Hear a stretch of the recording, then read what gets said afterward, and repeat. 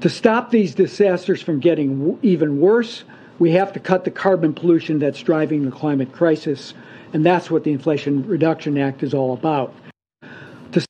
And welcome to Alex Sass Show, and what this show is all about to help you discern. And actually, I have a question for the panel. Welcome to Alex Sass Show here at the Glen Zone with Glenn Herring and, again, honorable guest Andre Cadorette. Is there anywhere I can pay a tax to get rid of those mouthpieces who pretend to be leaders? Or is it only good for paying, like, you know, wasn't the carbon tax supposed to resolve the fires? Don't we have like the worst fires right now that burning everything in Canada and Hawaii apparently and everywhere else? Andre.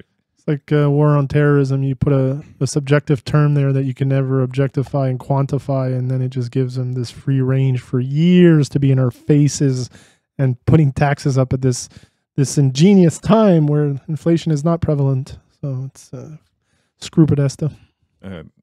Glenn, I have a solution for you. You know, you live here in Montreal and you're loving it. You lived here your whole life.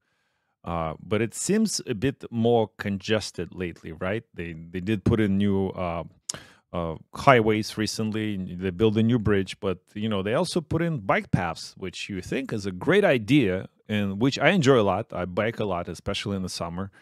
But if you choose to go downtown by car, it's impossible to park anywhere. You're actually better off traveling by bike or taking dilapidated public transportation, which it is STM here in Montreal specifically. But, you know, don't be afraid. World Economic Forum has a solution for you and me. Does this look familiar? Sitting in gridlock traffic, rushing from work to appointments, going to be late for dinner again. The road rage kicks in. This is the life we're used to. But what if life could look like this? An oasis of green parks, endless sidewalks, and empty roads. Impossible? Well, it's actually the concept behind the 15-minute city. 15-minute city or the 15-minute neighborhood is certainly something that's become very much, you can say, in vogue. Notice how they have a cheerful music, Glenn. Notice this cheerful attitude of this gentleman, like this is the greatest thing since sliced cheese. Right. By the way, when was the last time you had a sliced cheese? Hydrogenated oil wrapped up.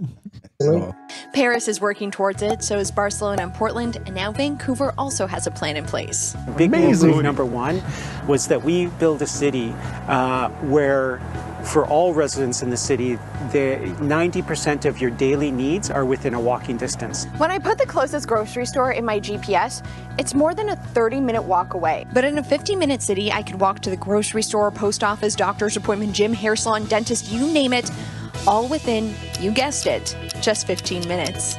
A solution not just for gridlock on the streets, but also for carbon emissions. In fact, the goals of creating a more walkable city were announced as part of Vancouver's recent Climate Emergency Action Plan. And the Vancouver Plan and Project team are already in the process of figuring out what neighborhoods should look like and how to translate that into land use strategies. Just look at your neighborhood and look at your walk score. The walk score actually just tells you how many good things. Hold on, did he said walk score or walk score? Is that a new one? So we do have a walk score like ESGs. Now it's a walk score, right? Oh. There's way too many scores to keep track. I hated school for that reason because they're always trying to get you a good mark. You know, I'm gonna fail the walk score too, Glenn. Things you were short. Hold on? Is the walk score, is that same thing that everybody got smartwatches? Well, that's what I was about to say. Like, I've been getting blasted on social media with people posting their stories about how many their Fitbits, how many steps they took today. So they're already conditioned, and now they're gonna get a cookie. So like, they don't even need the cookie. They're already posting it and flashing their 8,500 steps they took today. And meanwhile, it seems to be the ones that really can't get a handle on their physical body that are, you know, jumping into these gimmicks. But now I could just see these people preaching to us about the importance of your walk score today. What did you get? And it's like, I got my 5th vaccine. Yeah, just blend in with the other morons. That's what they want you to believe. You know, give up your autonomy for their gain, and you know, you'll own nothing and be happy in your little 15-minute city. You know, this is the reason why people like to get out of the city. They like to go to the country and be in nature the way the Creator intended.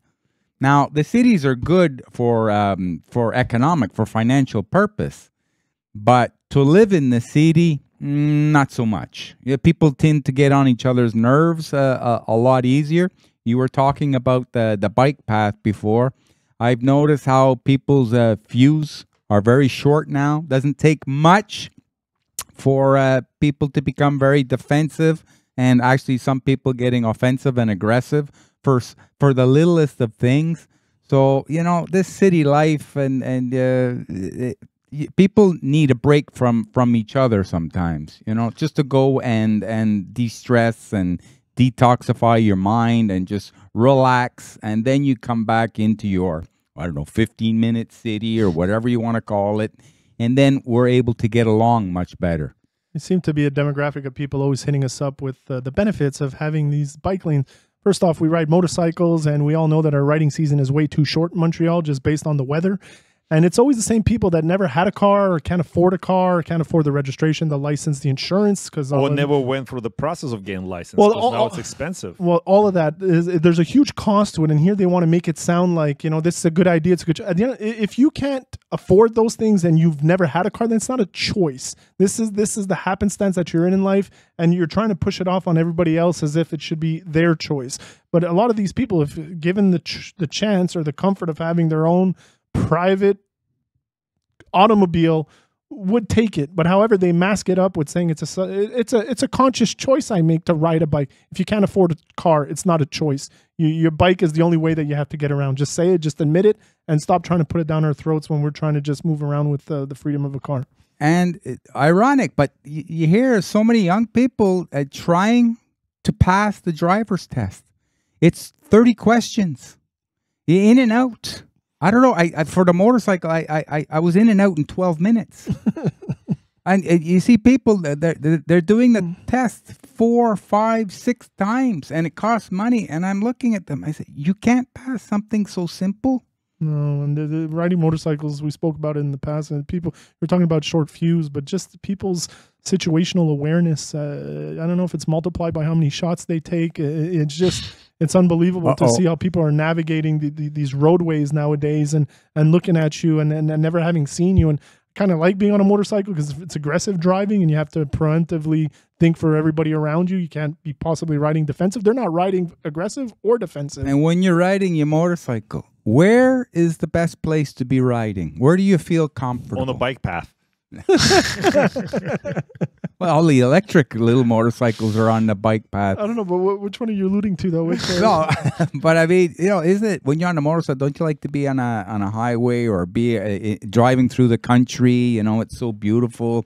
The wind, you feel everything, and you just feel so free. Yeah, free because you're away from the city where you're not free. You're in perpetual state, like a nice looking prison, for example. Well, hold on. That's a good segue, actually, because, you know, it's called a smart city for a reason, because if they called it a concentration camp, you might not want to live there, right? And the point is that's the reason why, like, I always had a question, why would you want to own an electric car? Because electric car always has a limited mileage in terms of, like, oh, so it's the gas car, but there's gas station everywhere, and you can bring gas with you. Well, apparently we can bring the electric generator with you as well, or extra battery, etc. But you're still limiting your freedom of movement to power grid, right? And if the power grid's down, then you're down too. And then now all the smart cars, right, like part of the smart city, could be shut down remotely, right? To each their own, as long as we're still given the choice. Who are these people that we put in positions of power or so-called leadership, where they're horrible at it, there to start minimizing and restricting our decisions? Narcissist. Like, who are you? I'm going to do what the hell I want within the confines of the law, and that's none of your business. This is what we need more of, people to realize they need to flex this whole question. Is, who are you? Who are you? Just shut up. Like, who are you? Like, where did I consent to hearing and having you impose on me your beliefs? It's weird that nobody's flexing on that, and it's so simple. Just say no. Not to backtrack, you know the story about Fitbit, like how Fitbit, I think it's Australian company, right? One of them, doesn't matter. But the servers were set in China. They obviously outsourced because it's cheaper at the time. So, all those army guys would wear Fitbits because, they needed to know how many steps they made that day. So the Fitbit also keeps GPS data.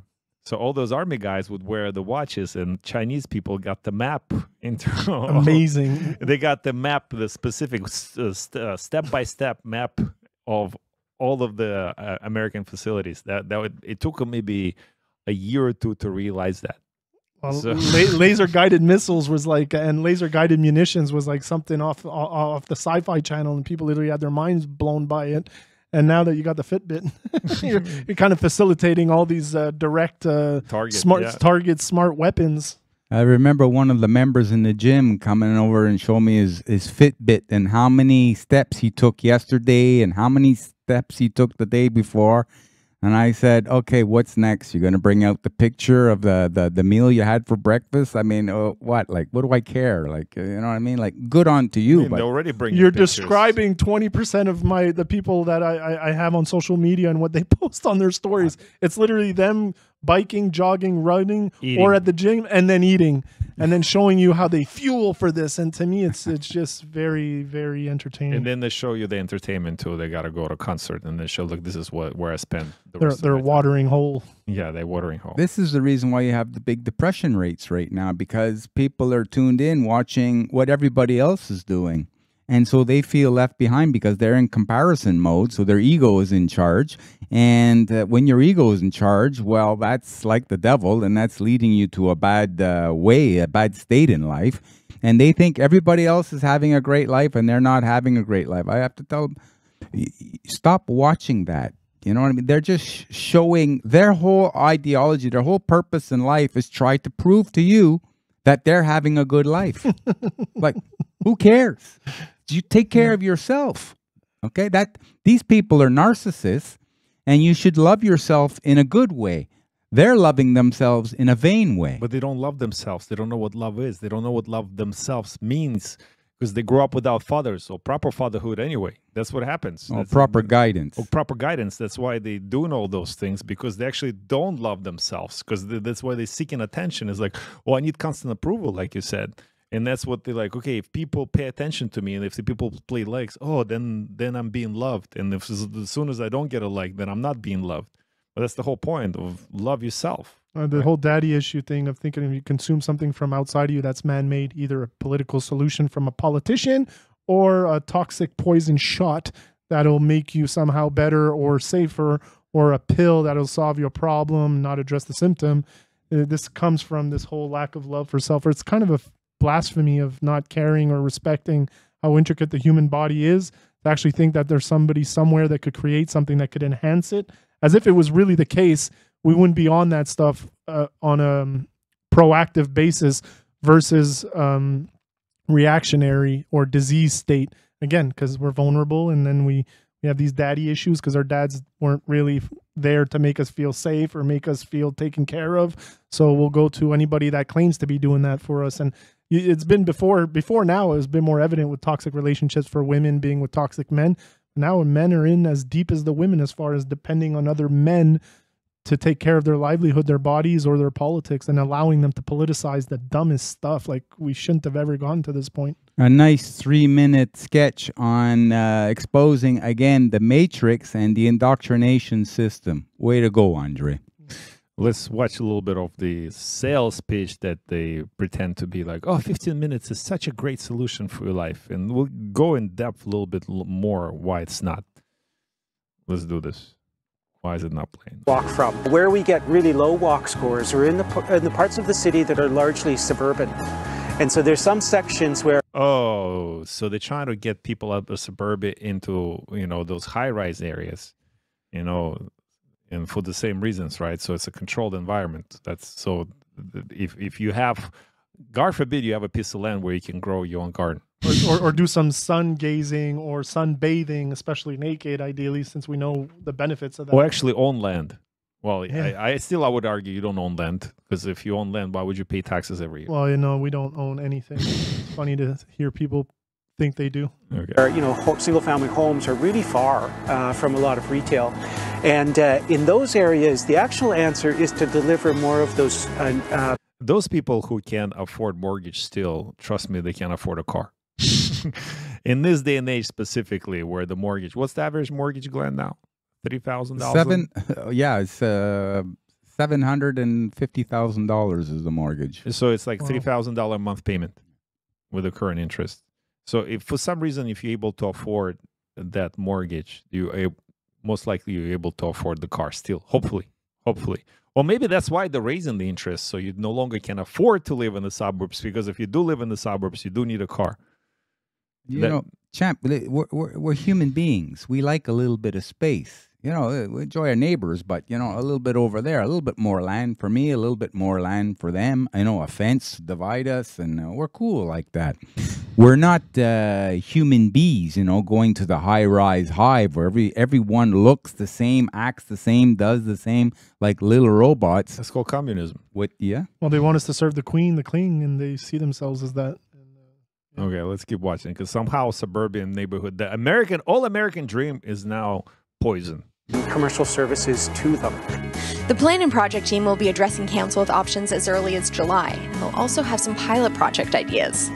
But for this plan to really work, you don't just need to change the city. To meet the environmental goals that the country, the province, and the city have committed to repeatedly, is to change behavior. So in Vancouver...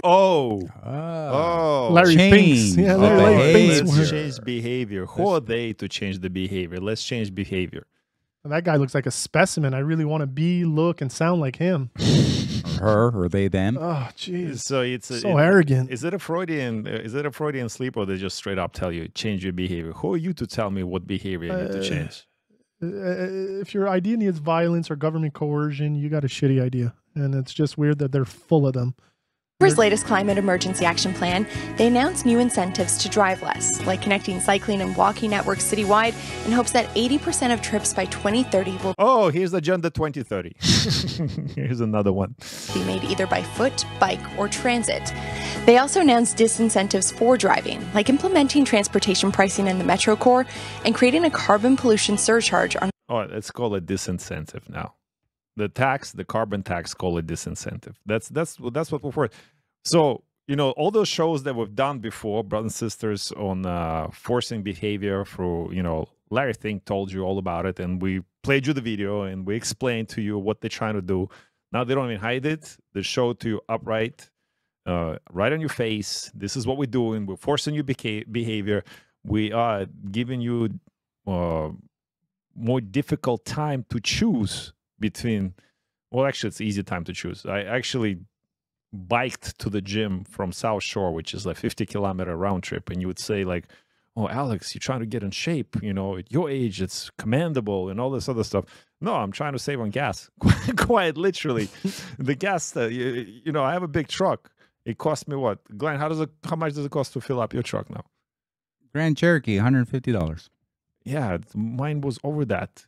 Mine's like almost $180 to fill it up right now. It's crazy. Sorry to say, it's not going to be getting better. Well, that's the point. And that's what they're trying to do. They are forcing your behavior for things like this. Another thing how they're going to force people's behavior is by raising the interest rates like that. The mortgage that you'll be able to afford is going to be less and less. Therefore, per square foot, you're going to be looking for a micro home. You're getting smaller and smaller and smaller. So this is the ideology. You'll be able to put more people in a smaller area.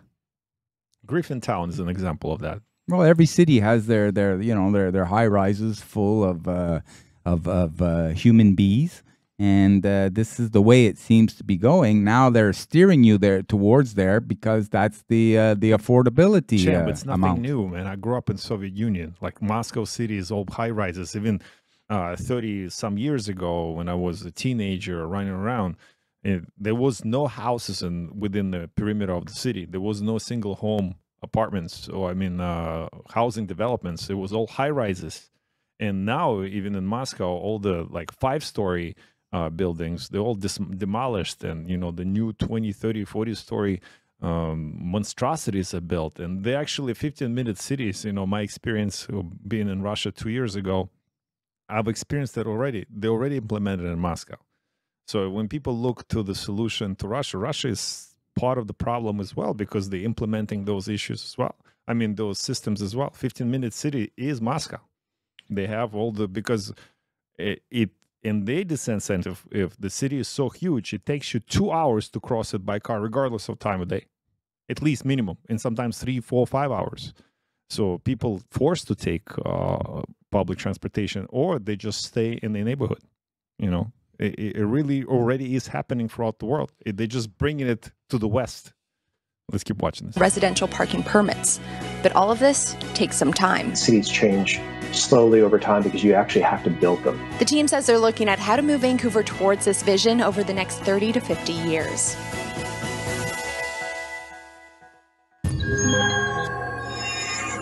Is that word? What happens when a group of the world's greatest minds, gifted with wealth beyond our imagination, buys a sprawling waterfront property in Toronto? They make plans for a $14.3 billion futuristic city. That's what. Sidewalk Labs released its master innovation and development plans to turn a chunk. I mean, I don't even want to keep watching this video. It's going to be the silo neighborhood in Montreal. Yeah, so it's getting worse and worse and worse. Basically, what it's showing to us is like there's 15-minute cities or plans everywhere in Canada for already. We just showed you the Vancouver and now Toronto, and I would believe Montreal with certain neighborhoods is already a 15-minute city. At the beginning of the pandemic, again, people labeled us and mocked us, at least me personally, for talking about 15-minute cities. First, just talking about the Great Reset. Then you tell them there's a book that's actually called The Great Reset, and then you explain to them who Klaus Schwab, okay, and then a little bit of humbling. And then when you talk about 15-minute cities, same thing, same routine. And we're already there. In Montreal, you have Griffintown. Go ride around Griffintown. Go drive around Griffintown. That is a 15-minute city. And it's just not so overtly telling you that, but tangibly, that's what it is. If you go there and you see the feel of it, this is what they want at large. On the South Shore, it's Solar City. It's a neighborhood in Brossard near the 1030 Discount neighborhood. If you go there, this is exactly what it is as far as emissions footprints. What do you call that? And there's another word for it. And out of all the huge high rises that are there, there's one triple decker parking lot where, you know, they're really trying to not desensitize this. And when you make people not want to go and bring your car, you can't go and navigate through that neighborhood with an automobile. Like the roads aren't configured for that. The shops are not configured for that. So it's coming, but it's already here. Like they're just going to keep implementing that. And this is kind of what we see with these other disasters that are happening, freeing up this land where they had these plans underway. And this is what's going to be transpiring there over the next 5-10 years. But again, it's already happening. It's already existing. In Montreal, it's going to be the silo neighborhood it's across from the 10, the Bonaventure, from Griffintown. And it's going to be the same concept as far as the 15-minute layout and blueprint. I'm glad you brought it up. So in Montreal, like, what do they do? Like you're describing Griffintown and Saint-Henri, right? So like that's basically a 15-minute city, right? Saint-Henri, it's it's high rises too, right? Apartment buildings, condos, etc. So those were the low income. This was the ghetto of Montreal. Yeah, it was the toughest neighborhood for like decades. And what happens? They regentrified it, right? How do they do it? They kill the premier plateau neighborhood by doing this road construction that lasts for years. They block the road and they change in the pipe in some pavement, and it takes them 3-4 years to do it. Meanwhile, they kill the neighborhood, right, by killing all the commerce around it.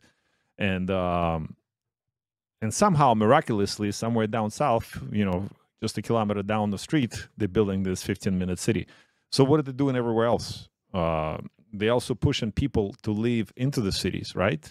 You know, the nature is scary. You could get burnt at any time because of wildfires, right? And one thing that doesn't make sense, like little caveat and something to think about, gentlemen. You have these 15-minute cities where you can have a huge amount of the population living in very small size properties. But aren't we supposed to be telling the people also COVID's about scary, right? the population control, how they want to bring the population down? So who's going to live in all these places? Well, that's what we blame the swine flu on, was the proximity of the dense populations. That's how they got us scared 5-10 years ago about the swine flu, H1N1, and China, and then same thing with the wet market. And yeah, it'll make it easier as far as their depopulation, because when there's going to be another disaster that strikes, instead of hitting 50 people, it's going to hit 150 okay, people. let's do the disaster, Hawaii. About preserving Lahaina moving forward.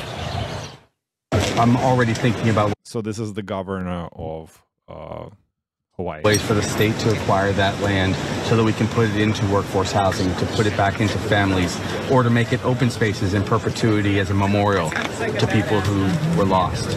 We want this to be something that we remember after the pain passes. So what he's saying is, brothers and sisters, so we already have it in plan here. You know, we're gonna implement. We're gonna buy out all this land, and we're just gonna build one big park that you saw in the video that you can walk around and breathe your fresh air. And we'll put the people somewhere else in the big cities. And if you don't believe me, like those 15-minute city, they already had a plan. Like the moment in the last video we played, like within a day or two, Biden administration had a solution for the disaster. They wrote a blank check or whatever. And then there's a testimony. There's a video of the guy testifying. I went to the meeting with the mayor, and he's crying because none of the locals were included. But who was included into it? Developers. I don't know if BlackRock was a part of that development. I would bet my everything on it. Let's watch this video really quick. Long term,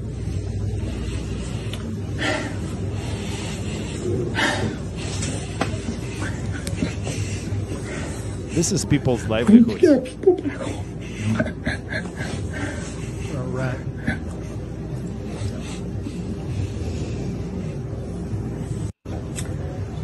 All these developers we're talking about, forget the permit process. We're going to build homes, not in Lahaina, and make these homes available. You know what the truth of that is? They're like fast track their development, and they're not fucking helping the people over here. There was not one conversation in this meeting about the people. Every conversation that was had, every developer that came up there and talked about what they could offer was about getting rid of the permits so that they can steal water from our streams, they can fucking fast track westernization development, and forget about the culture and place. That's gonna be our hardest journey. And the only way to get rid of the people like this, you know, we have an example here in North America, right? We had the native population here. They came in, they gave them blankets with Western diseases. They killed them outright. They put them in reservation camps. They put them, which is concentration camps. Alcohol. They just had a straight up genocide. And this is nothing new. It's the same playbook. And why do they have to do it to them? Because those are the people that live actually in balance with Earth. You know, they didn't need the pharmaceutical. Those are the people that actually didn't need the 15-minute cities because they were living in sync with the environment. For example, they didn't need the pharmaceuticals. They knew all the herbs. They didn't need the cars because they used horses, for example. They didn't need the roads for that matter as well. So they lived, and that's why they had to get rid of them. And the 15-minute cities, to me, started 300 years or however long ago, you know, maybe right after the previous reset. And that's, I mean, reset is happening now.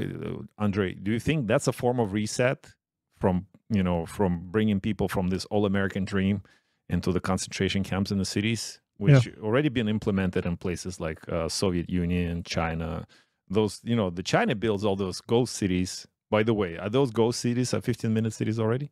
Yeah.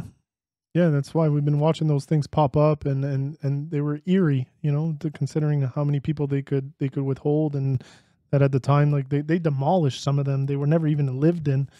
And to me, this is the 2.0 of the previous resets that we lived, because now we have information, we have internet. They intellectualize it. They have it from top down as far as our intellectual might, which is the thought leaders, which are the university graduates, and that, you know, try to push this down our throat. And what they're doing is just changing the landscape of what we wanted as a free people and what we do in a free market, and how can they push it towards more brutalism. Brutalism is real, considering where we come from, Tartaria, and previous to the Carrington event and other mud floods. and how inspired we were by our living dwellings, and it was such a fraction of the population. And now we literally are looking like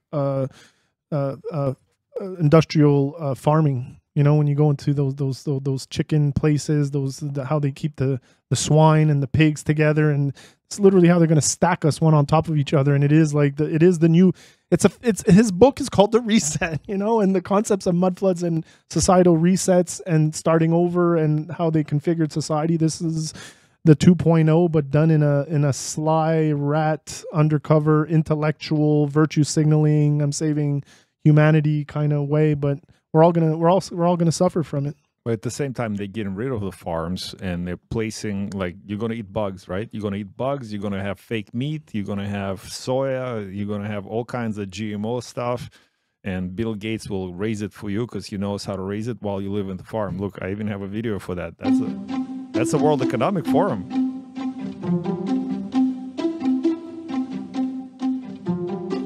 Air protein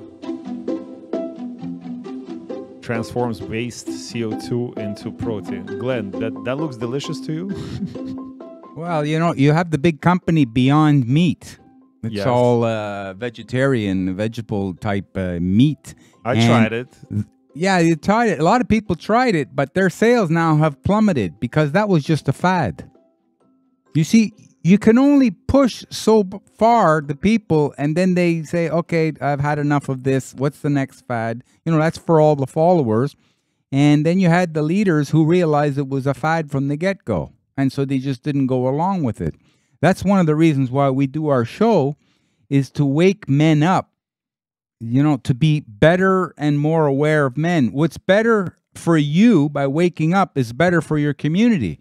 What's better for your community, obviously, reciprocal, is going to be better for you. So therefore, you should learn to try and be the friend that you want to have. I like that. I like that a lot. Well, how about living in the reality that we have GMOs eating GMOs? I remember years ago, you know, when I became aware of what GMOs were and cut them out of my diet, and now they have this experimental gene therapy. That's their term for it, that everybody's injecting themselves with, making them transhumans and making themselves genetically modified organisms, eating genetically modified organisms. It's pretty epic. Well, okay. So not every politician, we talk about politicians here all the time, right? We're not really have it, but there's some politicians that actually do service justice, and they are there to represent and to protect their constituency. One of them is Christina Anderson she's from Europe. I forgot what country she's from, but she's one of the European Union MPs.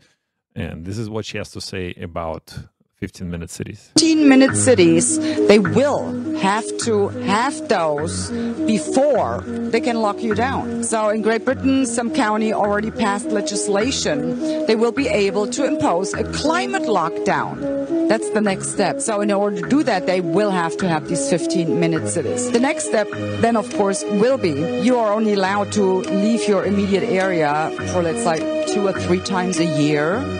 So, but there's other people that may have more money, and they can actually buy your passings off of you. So guess what? The poor people will be left in these 15-minute neighborhoods, while the ones that are better off get to go wherever they want to go. 15 minutes. Thus, you know, that's why you see Oprah's now like a vulture coming down to Hawaii and buying all this acreage of burnt land, or the land. Or maybe she bought development land. Maybe she's going to own the 15-minute city and live on the outskirts, because she's the only one that will be able to survive, because she can afford the carbon tax and to be able to drive the car to her favorite shop and buy her organic food. I don't know. So I think we're still winning because this information is out. We can discuss it. We can share it. We can discern it. And hopefully a lot of people not going to buy into it as a fear-mongering, but they're going to watch this and they're going to say, okay, what steps can I make? Well, one of the steps is be in charge of your own life. Those people are not in charge of you. You have free will. This is not your constitutional right. This is your natural right. This is your God's given gift. This is what you have. Nobody can take that away from you. So if somebody's telling you, you can't live in the suburbia because it's the walk to the store is so long that, but that contradicts the Fitbit thing. Like, shouldn't it improve my... And why am I walking in suburbia? I'm taking my biggest Suburban that burns so much gas or diesel that I'm welcoming here in Canada. I'm welcoming global warming. The summer here is so short. I want the rest of the countries to boil, especially... No, I'm just kidding. I don't want none of that stuff to happen. But it's counterintuitive for Canadians be against global warming because our winter is so long. In like this whole thing in Hawaii, like people actually are aware of this right away. The book that was published right away, right before the fires were even over, describing the events of the fires, which is crazy. This is Building 7. This is 9/11, right? For this generation. And I don't know. Do you think young people caught up to this story? And like, this is the last question I ask you for this panel. Do you think young people are catching up to the whole fire thing, or they still, watching the Billie Eilishes and go to the summer concerts and, save the earth from the climate change and let's make all the kids transgender? I don't know. Like, is our efforts actually getting to the young minds? I think the ones that are lit, the ones that are aware, they're worth their weight in gold, and they're worth 10 or 15 of them that are sleeping. After having watched Billie Eilish at Osheaga and seeing that, no, the masses, I think, are tuned into this demonic programming. But man, the ones that are awake and aware, and I'm privileged and I'm grateful to have a couple around me. It soothes me a lot knowing that they're onto this shit. They know what's going on. But no, for the other ones, they're clueless. An example would be like during the lockdowns. That was the fad. It was accepted. Now with they're saying that there's a rise of the new CV19. They call it Eris, EG5 or 5GE, the opposite. Let's see the people try to do that again to the population. Instead of locking us down, we're going to lock up the people who want to implement the lockdowns. We're going to take back the control. That'll be it for them. And then we'll expose it to the future generations and say, see, you don't have to follow. You were put on the planet to lead. You start by leading yourself first. You start by being aware of what's going on around you. You take responsibility, you take control, you take back your power. And when you have your power, you'll relish into it. It'll make you feel fantastic. And this will never be allowed to happen again. But we need an instrument for that, right? We need some kind of militia for that would enforce this kind of stuff, because supposed militia, which we have, is police. It doesn't serve us. They don't serve us. They serve their masters. You know, and how do you know they serve the masters? Like just another day, I was walking down the street. They were ticketing people for riding bikes in the middle of the ghetto where there's crackhead on every corner. There was homeless people everywhere, and they ticketed a person because she riding the bike around the construction site on the sidewalk. And it's in the city of Montreal. It's practically impossible to do so. Well, you could have walked. Well, that's who defeats the whole purpose of riding the bike. Right. So, but they happy to ticket them, right, and collect the tax money. So they're not representing those. People know how finances work and what police are as far as revenue generating. It's one of the only ones that they have. So you make the common man a criminal. You make so many statutes and regulations, and they love touting that, ignorance of the law is no reason to not comply to it, whatnot. But there's a reason they do it. And on a side note to that, I don't expect any solutions from this system. It's coming up on the parallel economies, black markets, and people coming up with these new ideas and concepts that are going to be coming in the next couple of years.